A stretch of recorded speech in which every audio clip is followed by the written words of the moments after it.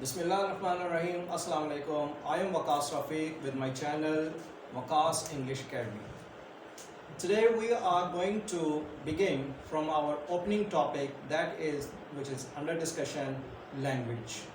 What is actually a language? Language है क्या? इसके ऊपर हम बात करेंगे. According to the research, 6,500 languages are spoken in all over the world. दुनिया के अंदर तकरीबन 6,500 ज़बानें बोली जाती हैं. So what is a language? Language is a source of communication between two persons. दो लोगों के दरमियान अपने ख़यालात को दूसरों तक पहुंचाने का एक ज़रिया है.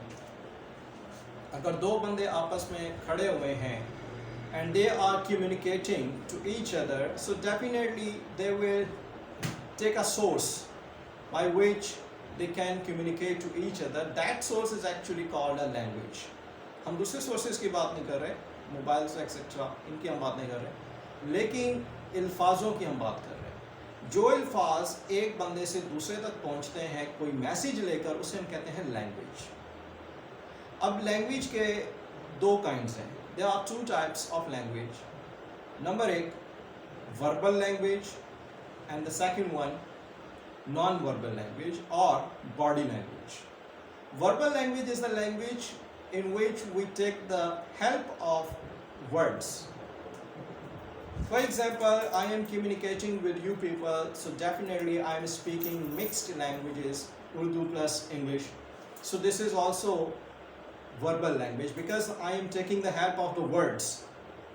Verbal language उन्हें कहते हैं जहाँ पे हम अल्फाजों का सहारा लेते हैं, अपने ख्यालात, अपने आइडियाज़ को, अपनी फीलिंग्स को दूसरों तक पहुँचाने के लिए अपने वर्ड्स का सहारा लेते हैं, उससे हम कहते हैं verbal language. And what is non-verbal language or body language? Body language does not need your words. Body language को आपके अल्फाजों की ज़रूरत नहीं होती, but it needs the movement only. लेकिन इनको सिर्फ हरकत की ज़रूरत होती है. फॉर एग्जांपल,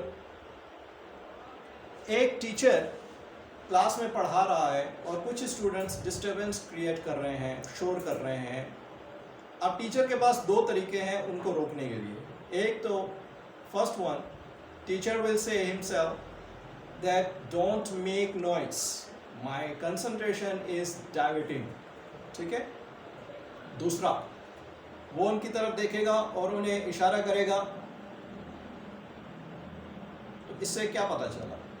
पहले तरीके में टीचर ने हेल्प ली वर्ड्स की, लेकिन दूसरे तरीके में उसने हेल्प ली अपनी बॉडी मूवमेंट की. तो ये एक्चुअली लैंग्वेज है. आपकी बॉडी लैंग्वेज डायरेक्टली प्रोपोर्शनल है आपके वर्बल लैंग्वेज के. जैसी आपकी वर्डिंग होगी, ये आप रिसर्च ने ये साबित किया है, जैसी आपकी वर्डिंग होगी वैसी ही आपकी बॉडी लैंग्वेज होगी. मिसाल इसकी है, आप बहुत खुश हैं, आपको कोई ऐसी खुशी मिल जाती है या कोई ऐसी न्यूज़ मिल जाती है जिससे आप बहुत ओवरजॉयड हो जाते हैं, बहुत खुश हो जाते हैं. तो जाहिर सी बात है, आपके उस वक्त खुशी के लम्हात में जो आपके मुँह से अल्फाज निकलेंगे, उन अल्फाजों का जो ताल्लुक़ होगा वो आपकी बॉडी लैंग्वेज से बहुत ज़्यादा होगा. जैसे आपके मुंह से अल्फाज होंगे वैसा ही आपका बॉडी लैंग्वेज होगा. अगर खुशी के अल्फाज होंगे, आप खुशी इज़हार कर रहे हैं, अपनी आप खुशी को इज़हार करने की कोशिश कर रहे हैं, तो आपके बॉडी लैंग्वेज बता देगा. और अगर आप कोई परेशानी के हालत में है तो आपकी बॉडी भी परेशानी की ही हालत में होगी. आप जब बात करेंगे तो आपकी बात में कपकपाहट सी आएगी, आप शिवरिंग करेंगे, ठीक है, आपका गला सूखा होगा, आपकी बॉडी, आपके हाथ पांव भी कांपना शुरू हो जाएंगे. तो ये क्या है? आपकी बॉडी लैंग्वेज किसके साथ कनेक्टेड है? आपकी वर्बल लैंग्वेज के साथ. आपकी बॉडी लैंग्वेज आपके वर्ड्स के साथ कनेक्टेड है. तो इसीलिए हम कहते हैं first impression is the last impression. और एक इसका दूसरा भी है, first expression is the last expression.